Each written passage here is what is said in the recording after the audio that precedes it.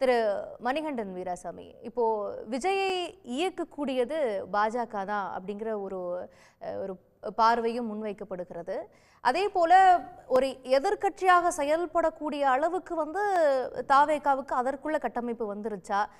விஜயே சொல்றாரு, இது சமூக நீதி மண்ணு, தமிழ்நாடு வேற மாதிரி என்பது போன்றெல்லாம் சொல்றாரு. அந்த தமிழ்நாடுங்கிற கட்டமைப்பு உருவாக்குனதே முக்கியமா திமுகவும் திராவிட கட்சியா இருக்கக்கூடிய அதிமுகவும் தானே. அப்போ அதையெல்லாம் எலிமினேட் பண்ணிட்டு விஜய் என்ன புதுசா கிளைம் பண்ண முடியும்? விஜய் என்ன தமிழ்நாட்டுக்காக பேச முடியும்? கரெக்ட். நீங்கள் கேட்குற கேள்வியில் நியாயம் இருக்குது.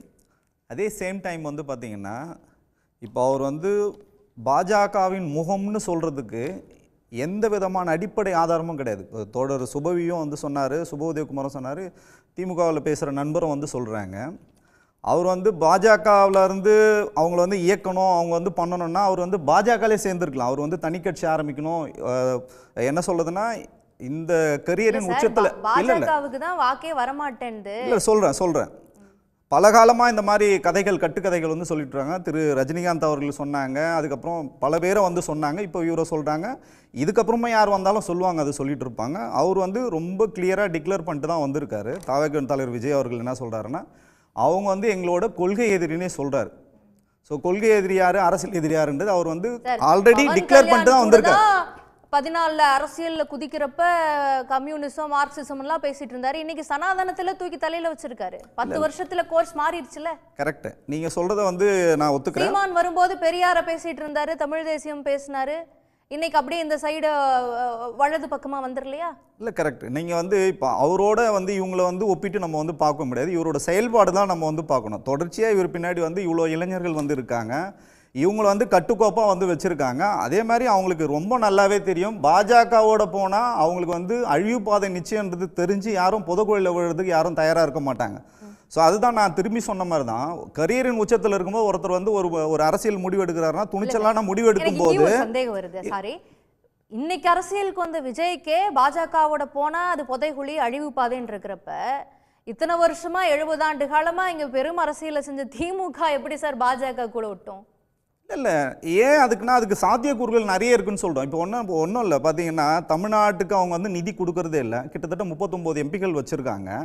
ஸோ இன்னும் வலுவாக அவங்க பேசணும், சட்ட போராட்டங்கள் நடத்தணும், அதை மாநில நலம் சார்ந்த உரிமைகள் வாங்கணும். அவங்க நேத்து கூட போராட்டம் நடத்துறாங்க. வீரியம் பத்தலன்னு தான் சொல்றோம், நடத்தல நீங்க யாரும் சொல்லவே இல்லை. நாடாளுமன்றத்தையே முடக்கிற அளவுக்கு சத்தம் போடுறது தமிழ்நாட்டு எம்பிக்கள் தான்.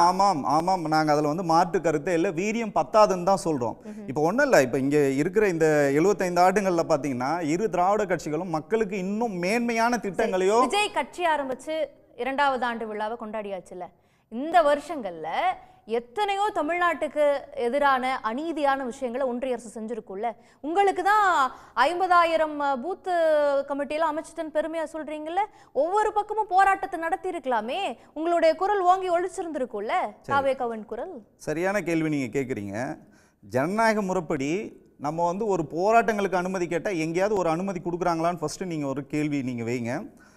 தாவேகான்னு இல்லை, பொதுவாகவே இன்றைக்கி போராட்டங்கள் எந்த நிலைமையில் நடந்துட்டு இருக்குன்னு கேட்டிங்கன்னா, எந்த போராட்டங்களுக்கும் அனுமதி கொடுக்கறதே கிடையாது. ஒன்றும் இல்லைங்க, தவறான பதிவு. இல்லை, நான் சொல்கிறேன், நீங்கள் பேசும்போது நான் குறுக்கிடவே இல்லை. நீங்கள் பேசும்போது நான் குறுக்கிடவே இல்லை. நான் என்னோட கருத்தை தான் நான் பதிவு பண்ணுறேன். ஏன்னா போராட்ட களங்களில் இருக்கிறவங்க நாங்கள், எங்களுக்கு தெரியும் எத்தனை போராட்டங்களுக்கு அனுமதி கொடுத்துருக்காங்க, எத்தனை போராட்டங்களுக்கு அலைக்கழிக்கப்படுது. மேஜரான இடங்களை கொடுக்கறதே கிடையாது. ஒரு குறுக்கு சந்து, குறுகலான சந்து, 4 பேர் கூடுற இடங்களை இந்த மாதிரி தான் போராட்டங்கள். நான் தாவேக்காவே சொல்ல, பொதுவான போராட்டங்களை இந்த மாதிரி தான் இன்னைக்கு அடக்குமுறை இருக்குது. ஆனா இதுக்கு முன்னாடி இந்த அதிமுக காலத்துல அப்படி கிடையவே இல்லை. இல்ல, நான் சொல்றேன், அப்படி அடக்குமுறை இருக்குது. பரந்தூர்ல தாவேகா தலைவர் விஜய் அந்த இடத்துக்கு போய் ஒரு பத்திரிகையாளர் சந்திப்பை கூட்டி இது பிரச்சனைன்னு பேசினா எல்லாத்துக்கும் தெரியும்ல. எங்கேயாவது ஒரு பத்திரிகையாளர் சந்திப்பு அவர் நடத்துவாங்க. நான் சொல்றேன், அதுக்கு ரொம்ப காலம்லாம் இல்லை. இன்னும் 20 நாள்ல அவர் முழுக்க அவர் சினிமா விட்டு விலகி அரசியலுக்கு தான் முழு நேர அரசியலுக்கு வராரு. நிச்சயமா பண்ணுவாரு. பரந்தூர்லயே நம்ம சொல்றோம், சினிமா விட்டு விலகி முழு நேர அரசியல். சார், இது என்ன பார்ட் டைம் ஜாபா? அப்பதான் பத்திரிகையாளர் சந்திப்பு நடத்துவாரு. பார்ட் டைம் ஃபுல் டைம்லாம் இதெல்லாம் ஏங்க ஃபுல் டைமா அரசியல் பண்ணவங்களே அரசியல் பண்ணலன்னு தான் இங்க குற்றச்சாட்டு. சரிங்களா? பரந்தூர் போறதுக்கே நீங்க விட மாட்டேன்றீங்க.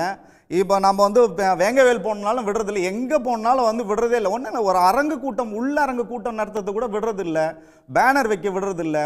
கூட்டணி கட்சிகளுக்கே இவ்வளவு நெருக்கடி இருக்குது. பத்திரிகையாளர் சந்திப்ப விஜய் வச்சா வேண்டான்னு சொல்லுவாங்களா? வேண்டான்னு யாரும் சொல்ல போறதில்ல. நிச்சயமா நீங்க முழு நேரம் சினிமால இருந்து வெளியில வந்துட்டு தான் நடத்தணுமா என்ன? இல்ல அப்படிலாம் வந்து எந்த நெருக்கடியும் கிடையாது, அப்படிலாம் எதுவுமே கிடையாது. நிச்சயமா வந்து நடத்துவாங்க, பேசாமலாம் கிடையாது. அவங்க வந்து பேசிட்டு தான் இருக்காங்க, நிச்சயமா வந்து நடத்துவாங்க. ரெண்டாவது பார்த்தீங்கன்னா தோழர் வந்து சொன்னாரு திட்டங்கள் வந்து மக்கள்கிட்ட போய் சேர்ந்துருக்குன்னு. அதை வந்து நம்ம கண்டிப்பாக நம்ம ஒத்துக்குவோம். அவங்க வந்து சொன்ன திட்டங்கள் வந்து மக்கள்கிட்ட போய் சென்றடைந்தாலும் அந்த மக்கள் பாதுகாப்பாக இருக்காங்கன்னு ஒரு வார்த்தை சொல்கிறாரு பார்த்தீங்களா. இன்றைக்கி தமிழகத்தில் என்ன சூழல்ன்றதை தயவு செஞ்சு திமுக அரசாங்கம் வந்து இதை பார்க்கணும்.